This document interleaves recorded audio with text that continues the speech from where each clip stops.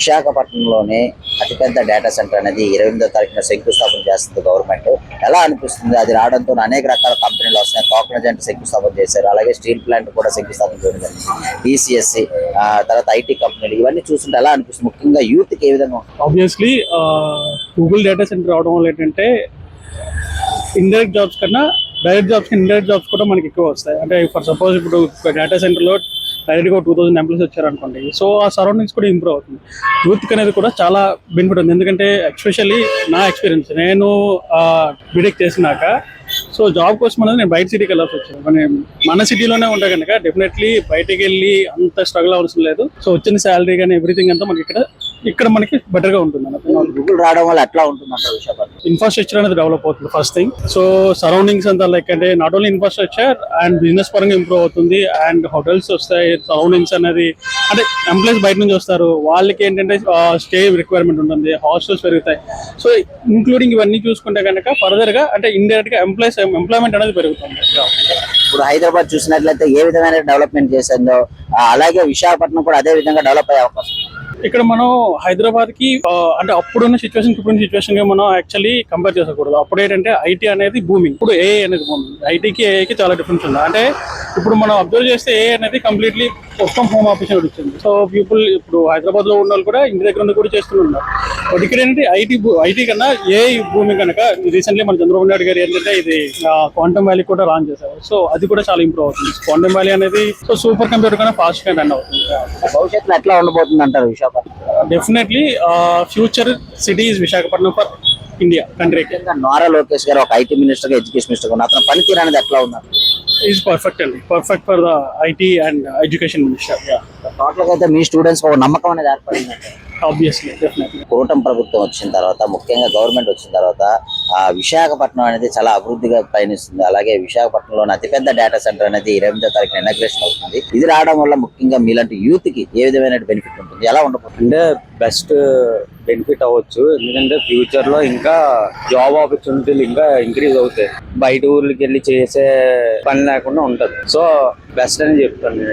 Students కి చాలా ముందు మాలాంటి యూత్ కి చాలా బెనిఫిట్ అయ్యే ఛాన్స్ ఉంటుంది. అలాగే నారా లోకేష్ గారు ఉన్నారు ఐటీ మినిస్టర్ గా, ఎడ్యుకేషన్ మినిస్టర్ గా. అతని పనితీరు ఎట్లా ఉందంటారు? అనేక రకాల కంపెనీలు చేస్తారు.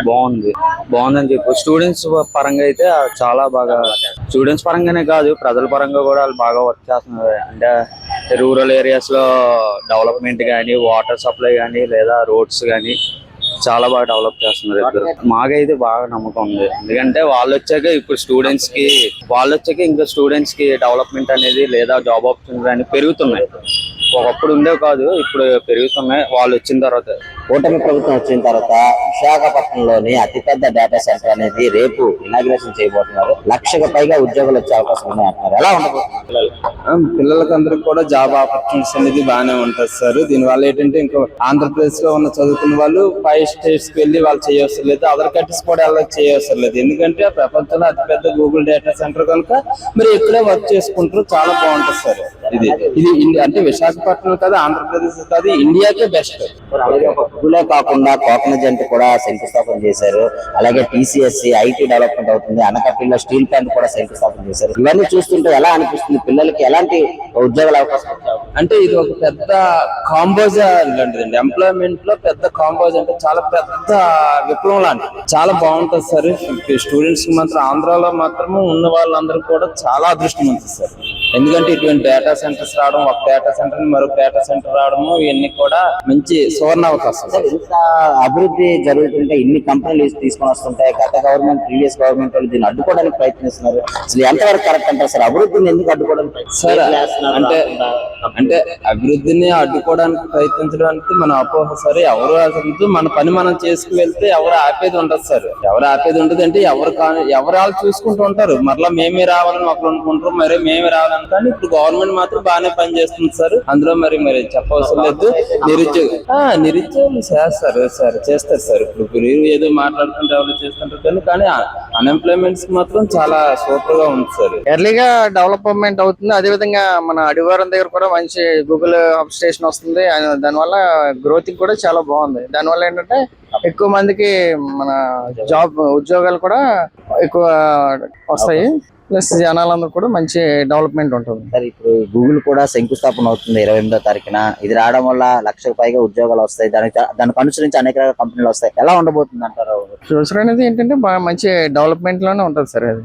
ఎందుకంటే గూగుల్ స్టేషన్ వస్తుందంటే ఎక్కడో మా వేరే సింగపూర్ లో ఉంది, ఆ తర్వాత వచ్చింది ఏంటంటే మన వైజాగ్ లోనే వస్తుంది. అది కూడా సిటీకి దగ్గరలో మన అడివారం దగ్గరలోనే వస్తుంది కాబట్టి జనాలందరూ కూడా మంచి హెల్ప్ఫుల్ గా అవుతుంది. సార్ ఎలా అనిపిస్తుంది సార్ కూటమి ప్రభుత్వం రాగానే ఇంత స్పీడ్ గా ఇన్ని కంపెనీలు తీసుకుని వస్తుంది కదా, ఎలా అనిపిస్తుంది? మంచిగానే జరుగుతుంది కదా సార్. ప్రీవియస్ దాంతో పోల్చుకుంటే ఇప్పుడు ప్రెసెంట్ అయితే మాత్రం మంచిగానే జరుగుతుంది. సార్ ఇప్పుడు హైదరాబాద్ చంద్రబాబు నాయుడు గారు ఏ విధమైన డెవలప్ చేశారు, అదే విధంగా మన ఆంధ్రాను కూడా అదే విధంగా డెవలప్. అంతే కదా సార్. అది అంతకన్నా బెటర్ గానే జరుగుతుంది అనేసి ఫ్యూచర్ లో బాగుంటది అనేసి అనుకుంటున్నాను సార్. నారా లోకేష్ గారి పనితీరు ఎట్లా ఉంది? బాగానే ఉంది సార్. అది ప్రాబ్లం టోటల్ గా అయితే ఒక నమ్మకం అనేది ఏర్పడింది అంటారా government? Yes sir, yes sir, definite గా.